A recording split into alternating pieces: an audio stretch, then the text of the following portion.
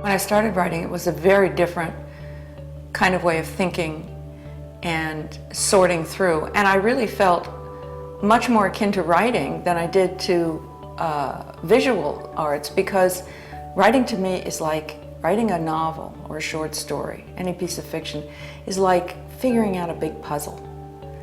You've created the puzzle, you've mixed it all up, and you have to figure out what it means and where it's going and how to make it understandable to somebody else and meaningful to somebody else. So I still paint, I still draw, but not as much as I did, and certainly not as much as I write.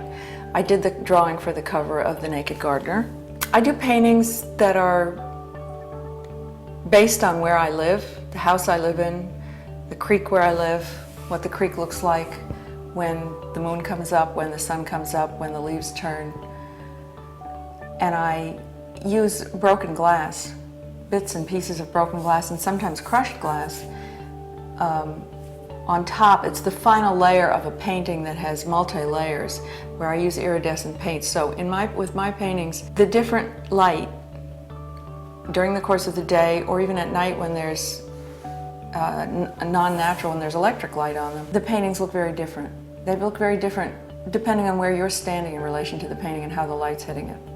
When I was very young, in high school, and then after high school I went to art school, I was interested in ceramics.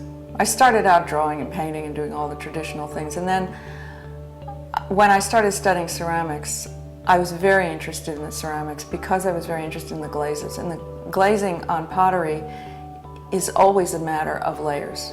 And I do the same thing in writing. I'm interested in the layers of a person, a character. I'm interested in the layers of the relationships among other characters. And I'm interested in the layers of the natural world in relationship to how the characters behave and how they feel.